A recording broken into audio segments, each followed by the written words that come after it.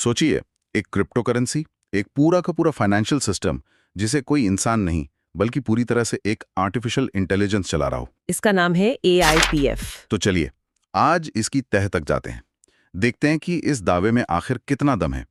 हमारा मकसद बस ये समझना है कि ये क्या सच में डीफाई का भविष्य हो सकता है या फिर ये सिर्फ एक और बड़ा वादा है। और जो सोर्स में इसका सबसे बड़ा, सबसे आकर्षक दावा है वो यही है कि इसमें इंसानी दखलंदाजी जीरो है। जीरो मतलब कैसे? सोर्स के मुताबिक इसे बनाने वालों ने इसे बनाकर छोड़ दिया, अपना मालिकाना हक भी वो भी छोड़ दिया, और स्मार्ट कॉन्ट्रैक्ट को एक ऐसे 00 एड्रेस पर भेज दिया जिसे कोई कंट्रोल ही नहीं कर सकता। अच्छा, तो मतलब कोई सीईओ नहीं, कोई टीम नहीं जो रातों रात नियम बदल दे। बिल्कुल, कोई लालच या डर में आकर फैसले नहीं ले सकता। एक बार जो नियम बना दिए वो बन गए, सब कुछ AI के हवाले, लिक्विडिटी से लेके सप्लाई तक सब कुछ ऑटोमेटेड। और मजे की बात यह है कि ये कोई एक अकेला AI नहीं है। तो फिर प्रेजेंटेशन के हिसाब से ये असल में 5 अलग अलग AI का एक ग्रुप है, एक टीम है जो मिलकर काम करती है। 5 एआई, मतलब एक तरह की एआई कमिटी या डिजिटल कैबिनेट। हाँ, बिल्कुल सही शब्द है, एक डिजिटल कैबिनेट, और हर AI को एक खास जिम्मेदारी दी गई है। दिलचस्प है। तो इस कैबिनेट में कौन कौन है और किसके पास क्या काम है? तो देखिए, हर AI क्रिप्टो की एक क्लासिक समस्या को सुलझाने के लिए बनाया गया है। ठीक है। जो पहला AI है उसे NE कहते हैं। NE। हाँ, ये एक तरह से सिस्टम का सेंट्रल बैंक है। कब नए कॉइन बनाने हैं और कब मार्केट से कॉइन वापस खरीदकर उन्हें जला देना है, मतलब सप्लाई को कंट्रोल करना, ये सब उसी का काम है। ठीक है, तो एक हो गया सप्लाई कंट्रोलर, ताकि बहुत ज्यादा कॉइन मार्केट में आके कीमत न गिरा दे। बिल्कुल। फिर दूसरा AI है ALS। ALS। ये एक 24/7 काम करने वाला ट्रेडर है। इसका एक ही काम है, बाजार में पैनिक को रोकना। पैनिक को रोकना, वो कैसे? जैसे ही लोग बेचना शुरू करते हैं, ये खरीदना शुरू कर देता है, और जब लोग ज्यादा खरीदने लगते हैं तो ये सप्लाई मैनेज करता है। सोर्स का दावा है कि इसकी वजह से कीमत में अचानक बड़े उतार चढ़ाव नहीं आते। एक मिनट, अगर एआई बाजार को इतना संतुलित कर रहा है तो क्या इसका ये मतलब नहीं कि वो बहुत ज्यादा मुनाफा कमाने से भी रोकेगा? क्या ये स्थिरता के लिए हाई रिटर्न की संभावना को खत्म कर देता है? ये बहुत अच्छा सवाल है, और थ्योरी के हिसाब से हाँ, ये बेतहाशा उछाल को भी रोकेगा और भारी गिरावट को भी। इसका लक्ष्य है एक स्थिर विकास, रातों रात 100 गुना वाला रिटर्न नहीं। ठीक है, तो 2 एआई हो गए, आगे? तीसरा है ARIP, जो एक तरह का रोबो इन्वेस्टर है। जो लोग पैसा लगाते हैं उनके रिवॉर्ड्स को ये अपने आप री इन्वेस्ट करता रहता है, ताकि कंपाउंडिंग का फायदा मिले। जी हाँ। चौथा है SIG, यानी सिस्टम का खजांची। ये प्रोजेक्ट की ट्रेजरी को मैनेज करता है। और पांचवा ALP, हर 12 घंटे में ये हिसाब लगाता है कि अगले साइकिल में कितने नए कॉइन्स बाजार में छोड़े जाएंगे। तो एक सप्लाई कंट्रोलर, दूसरा मार्केट स्टेबलाइजर, तीसरा रोबो इन्वेस्टर, चौथा खजांची। ये वाकई एक पूरी डिजिटल सरकार जैसा लग रहा है ना? तो अब सवाल ये उठता है कि आम इंसान इस सरकार का हिस्सा कैसे बन सकता है? इसमें निवेश कैसे होता है? इसका तरीका है स्टेकिंग। मतलब सोर्स बताता है कि लोग AIPF कॉइन खरीदते हैं और उन्हें सिस्टम में एक तरह से लॉक कर देते हैं। और उस लॉकिंग के बदले रिवॉर्ड मिलता है। हाँ, और रिवॉर्ड इस बात पर निर्भर करता है कि कॉइन कितने समय के लिए लॉक किए गए हैं। मतलब जितना लंबा कमिटमेंट उतना बड़ा फायदा। बिल्कुल। सोर्स के मुताबिक एक फ्लेक्सिबल प्लान है जिसमें आप अपना मूलधन कभी भी निकाल सकते हैं।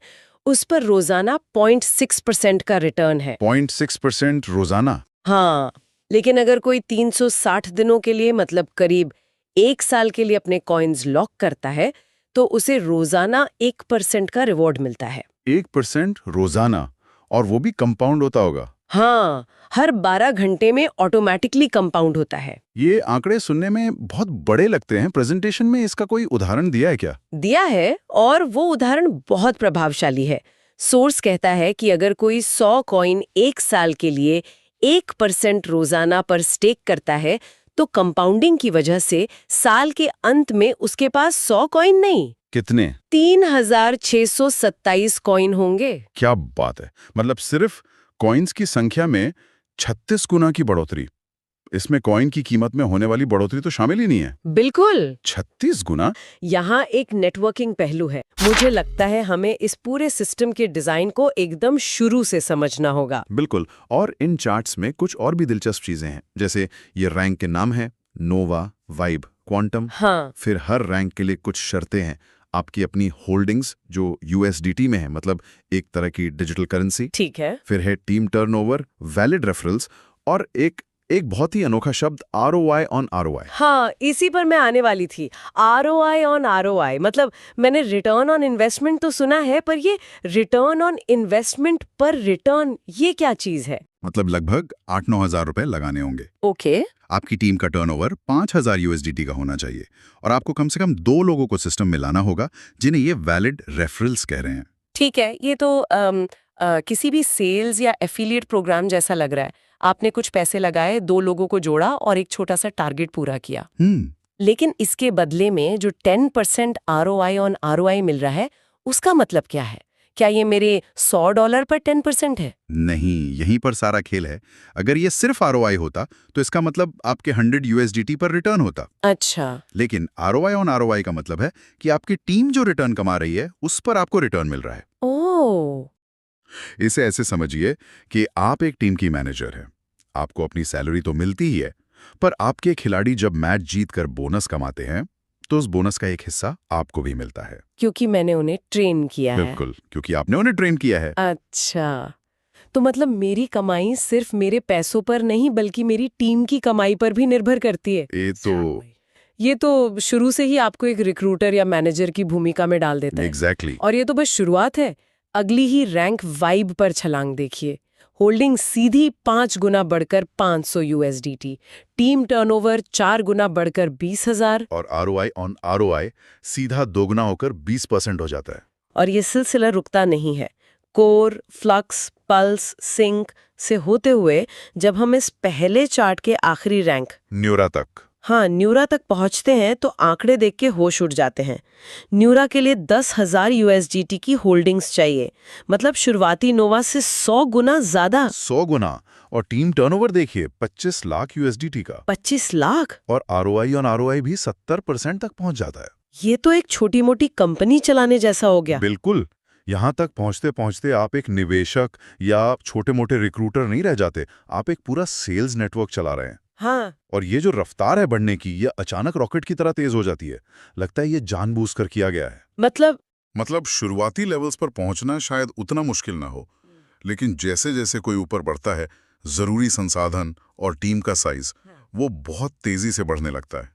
एक तरह का फिल्टरिंग मैकेनिज्म है ये। हाँ, बिल्कुल। जो सिर्फ सबसे ज्यादा समर्पित और प्रभावशाली लोगों को ही आगे बढ़ने देता है। ठीक है, तो न्यूरा तक पहुंचने के लिए 25 लाख का टर्नओवर चाहिए। ये अपने आप में एक बहुत बड़ा आंकड़ा है। लेकिन कहानी यही खत्म नहीं होती है ना, बल्कि यहाँ से तो असली खेल शुरू होता है और चीजें बहुत अजीब हो जाती हैं। हाँ, यहीं से सिस्टम अपना असली रंग दिखाता है। न्यूरा के बाद अगला रैंक है क्वांटम। यहाँ होल्डिंग्स 12,000 USDT हैं और टीम टर्नओवर सीधा 60 लाख पहुंच जाता है। मतलब न्यूरा की टर्नओवर से दोगुने से भी ज्यादा।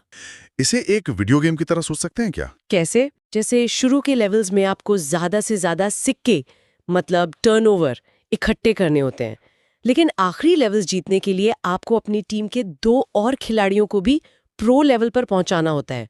आप अकेले नहीं जीत सकते। बहुत बढ़िया एनालॉजी है, बिल्कुल यही हो रहा है। सिस्टम आपको एक अकेले खिलाड़ी से एक टीम कैप्टन और फिर एक कोच बनने पर मजबूर कर रहा है। और इनाम भी उसी हिसाब से बढ़ता होगा। बिल्कुल। क्वांटम पर जहां ROI ऑन ROI 80% है, वहीं एपेक्स पर ये 150% तक पहुंच जाता है। 150%? हाँ, हर लीडरशिप लेवल पर 10% की सीधी बढ़ोतरी, ये एक बहुत बड़ा प्रोत्साहन है अपनी टीम को आगे बढ़ाने के लिए। ठीक है, तो चलिए अब इन सब टुकड़ों को एक साथ जोड़कर देखते हैं। जब हम इन दोनों चार्ट्स को साथ में देखते हैं तो इस AIPF सिस्टम की पूरी तस्वीर क्या बनती है? ये असल में है क्या? अगर हम इसे पूरी तरह से डीकंस्ट्रक्ट करें तो ये AIPF सिस्टम 3 मुख्य स्तंभों पर खड़ा है। 3 स्तंभ। पहला, व्यक्तिगत निवेश, मतलब पर्सनल स्टेक। आपकी USDT होल्डिंग्स। आपको खुद भी सिस्टम में पैसा लगाकर रखना होगा। ठीक है। आप सिर्फ दूसरों के भरोसे नहीं बैठ सकते। सही। दूसरा, टीम का प्रदर्शन, जिसे हम सेल्स इंजन कह सकते हैं। टीम टर्नओवर और रेफरल से मापा जाता है। ये शुरुआती और मिड लेवल की ग्रोथ का इंजन है। आपको एक सक्रिय और बढ़ती हुई टीम बनानी ही होगी। बिल्कुल। और तीसरा, जो शायद सबसे महत्वपूर्ण और अनोखा है, लीडरशिप डेवलपमेंट, एक लीडरशिप फैक्ट्री। ऊंचे स्तरों पर आपकी तरक्की इस बात पे निर्भर करती है कि आप अपनी टीम के सदस्यों को कितना प्रमोट कर पाते हैं। और इन तीनों स्तंभों को एक साथ चिपकाकर रखने वाला गोंद है ROI ऑन ROI। अब ये शब्द ज्यादा समझ में आ रहा है। ये सिर्फ एक कमीशन नहीं है, नहीं, ये इस पूरे इकोसिस्टम का ईंधन है। एकदम सही। ये शब्द ही इस संरचना की आत्मा है। ये सुनिश्चित करता है कि हर स्तर पर हर व्यक्ति की सफलता उसकी टीम की सफलता से जुड़ी हो। आपकी कमाई सिर्फ आपकी नहीं है, ये आपकी पूरी टीम के प्रदर्शन का नतीजा है। ये एक ऐसा इकोसिस्टम बनाने की कोशिश है, ना कि सिर्फ एक रैंकिंग की सीढ़ी जहां आप दूसरों को नीचे धकेलकर ऊपर चढ़ते हैं। यहाँ आपको दूसरों को ऊपर खींचना पड़ता है। खींचना ही पड़ता है। मतलब रणनीति हर लेवल पर पूरी तरह से बदल जाती है। अब मैं अपनी कमाई निकालना चाहता हूं, क्या होता है? हाँ, तो जैसे ही आप विड्रॉ बटन दबाते हैं, खेल शुरू होता है। सिस्टम आपसे पूछता है कि आप कितनी जल्दी पैसा चाहते हैं। मतलब? अगर आपको तुरंत निकासी चाहिए तो आपको 20% की भारी भरकम फीस देनी होगी। 20%? जी हाँ, लेकिन अगर आप 60 दिन इंतजार करने के लिए तैयार हैं तो ये फीस 0 हो जाती है और बीच में अलग अलग दिनों के लिए अलग अलग फीस है। तो धीरे धीरे पैसे रिलीज करने का लॉजिक तो समझ आता है, ताकि मार्केट में अचानक सप्लाई ना बढ़े। लेकिन 60 दिन तक इंतजार कौन करेगा? ये एक तरह से सिस्टम को स्थिर रखने का तरीका है। लेकिन सबसे जरूरी बात यह है कि आप कोई भी विकल्प चुने, पैसा आपको एक साथ कभी नहीं मिलता। अच्छा। वो रोजाना छोटी छोटी किश्तों में रिलीज होता है। अगर आपने 10 दिन का विकल्प चुना तो आपकी कुल रकम 10 दिनों में बराबर हिस्सों में आपके वॉलेट में आएगी, ताकि बाजार में कभी भी एक साथ बड़ी बिकवाली का दबाव ना बने। बिल्कुल ठीक है, यहाँ तक तो सब ठीक था, लेकिन अब वो हिस्सा आता है, ये टर्बो स्वैप। हाँ, तो चलिए देखते हैं हम इसे कुछ मिनटों में समझ पाते हैं या नहीं। कोशिश करते हैं। ये वाकई थोड़ा घुमावदार है। तो मान लीजिए आपकी निकाली हुई राशि किश्तों में आपकी एक खास टर्बो वॉलेट में आ गई है। ठीक है। अब आप उसे असल में बेचना चाहते हैं, मतलब AIPF को USDT जैसे स्टेबल कॉइन में बदलना चाहते हैं। ठीक है। यहीं पर टर्बो स्वैप काम आता है। बेचने की प्रक्रिया शुरू करने के लिए सिस्टम एक शर्त रखता है। क्या शर्त? शर्त ये है कि जितने डॉलर के AIPF कॉइन आप बेचना चाहते हैं, उतने ही डॉलर के USDT आपके बाहरी वॉलेट जैसे ट्रस्ट वॉलेट या मेटामास्क में पहले से होने चाहिए। एक मिनट, क्या अगर मुझे $100 के AIPF बेचने हैं तो मेरे वॉलेट में पहले से 100 USDT होने चाहिए? ये तो बड़ा अजीब है। मैं तो USDT पाना चाहता हूँ, देना क्यों पड़ेगा? यही तो सारा खेल है। इसे ऐसे समझिए जैसे ये एक खरीदो एक बेचो का नियम है। एक खरीदो एक बेचो? हाँ, जैसे ही आप $100 के AIPF बेचने की प्रक्रिया शुरू करते हैं, सिस्टम आपके बाहरी वॉलेट से वो 100 USDT लेता है और तुरंत खुले बाजार से $100 के AIPF कॉइन खरीद लेता है। ठीक है। और इन खरीदे हुए कॉइन्स को 12 घंटे के लिए लॉक कर दिया जाता है। हाँ। और सिर्फ इस खरीद के पूरे होने के बाद ही आपके वो मूल $100 के AIPF, जिन्हें आप शुरू से बेचना चाहते थे, अब बिकने के लिए रिलीज होते हैं। अरे बाप रे। सोर्स ने डेक्स स्कैनर और डेक्स टूल्स जैसे प्लेटफॉर्म्स का हवाला दिया है। दावे के मुताबिक 100% लिक्विडिटी लॉक्ड है, जिसका मतलब है कि डेवलपर्स पैसा लेके भाग नहीं सकते। ये तो अच्छी बात है। और कॉन्ट्रैक्ट मिंटेबल नहीं है, यानी कोई अपनी मर्जी से नए कॉइन बनाकर सिस्टम में नहीं डाल सकता और कोई छिपा हुआ मालिक भी नहीं है। तो इस पूरी चर्चा को अगर हम समेटें, हमने AIPF नाम के एक प्रोजेक्ट की गहराई से पड़ताल की, जो पूरी तरह से AI द्वारा चलाए जाने वाले एक DeFi इकोसिस्टम का वादा करता है। और इसमें स्थिरता और विकास के लिए बहुत जटिल और अनोखे तंत्र बनाए गए हैं। इसका तकनीकी डिजाइन, खासतौर पर इसका विड्रॉल सिस्टम और ये टर्बो स्वैप, सप्लाई और डिमांड को काबू में रखने का एक बहुत ही साहसिक प्रयास है। नतीजा चाहे जो भी हो, ये टोकन इकोनॉमिक्स में एक आकर्षक केस स्टडी तो है ही कि कैसे एक सिस्टम खुद को इंसानी भावनाओं के असर से बचाने की कोशिश कर सकता है। और अगर हम सिर्फ सोर्स मटेरियल के नजरिए से देखें तो ये एक ऐसा मौका है जो जिंदगी बदल सकता है। क्रिप्टो की अगली बड़ी क्रांति। हाँ, जो अपने शुरुआती निवेशकों को मालामाल कर सकती है। अंत में इस प्रोजेक्ट का पूरा आधार इस एक विचार पर टिका है कि एक परफेक्ट तरीके से डिजाइन किया गया ऑटोमेटेड AI एल्गोरिथम एक स्थायी और लगातार बढ़ने वाला वित्तीय सिस्टम बना सकता है।